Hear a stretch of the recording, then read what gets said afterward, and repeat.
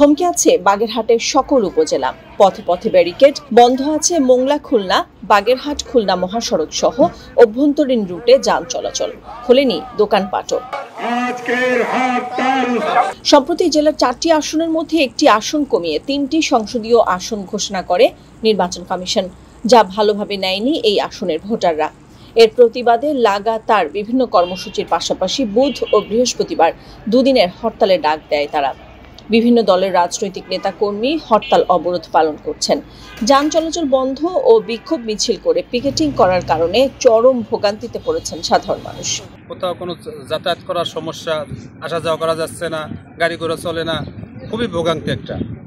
ছোট ছোট ভ্যানে করিয়া আসতে অনেক কষ্ট হয়েছে এবং ডাবল নিচে গাড়ি ভাড়া, তারপরে অনেক দূর ঘুলি দিয়ে তারপর আসতে হয়েছে। এখন এইভাবে যদি জীবনযাপন করতে হয় তাহলে তো আর হচ্ছে না।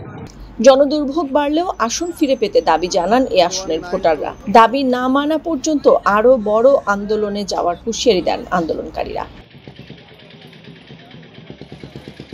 অযৌক্তিকভাবে, অন্যায়ভাবে বৈষম্যমূলক আচরণ করে নির্বাচন কমিশন রাতের অন্ধকারে আমাদের 70 সাল থেকে সেটেল কেস 4টি সংসদীয় আসন সেটাকে কর্তন করেছে। একটি কর্তন করে 3টিতে করেছে।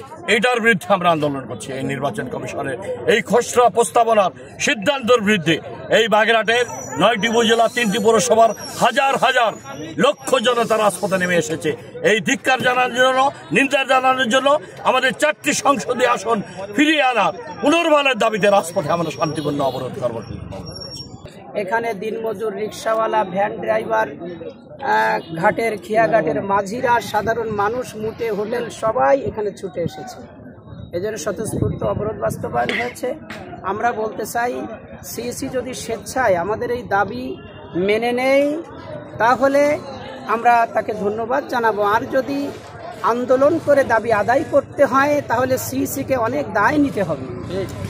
কারণ প্রতিদিন এই আন্দোলনে শিল্প ফ্যাক্টরি, ইপিজেড, মোংলা বন্দরের তাপবিদ্যুৎ কেন্দ্রের হাজার হাজার কোটি টাকার ক্ষতি হচ্ছে।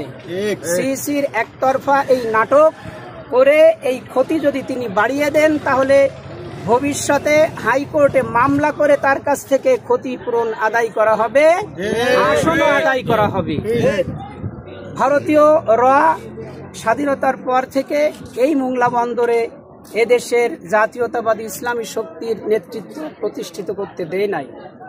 ভারতীয় রয়ের নেতৃত্ব এখানে তারা বাস্তবায়ন করেছে। আজ 5ই আগস্ট দেশ যখন স্বাধীন হলো, জাতীয়তাবাদী ইসলামী নেতৃত্ব যখন প্রতিষ্ঠিত হবে, সেই মুহূর্তে আসন বিলুপ্ত করে দিয়ে এই নেতৃত্বের জায়গা থেকে এখানে মীর জাফরকে লাগিয়ে দিয়ে এখানে সিরাজউদ্দৌলাকে পরাজিত করে এই অঞ্চলে ইস্ট ইন্ডিয়া কোম্পানির শাসন ব্যবস্থা বসানোর মতো পায় তারা বলছে।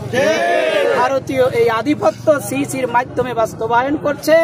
সিইসির ঘাড়ে যে রয়ের ভূত চেপেছে, আমি বলবো আপনার ঘাড় থেকে ভূত নামান।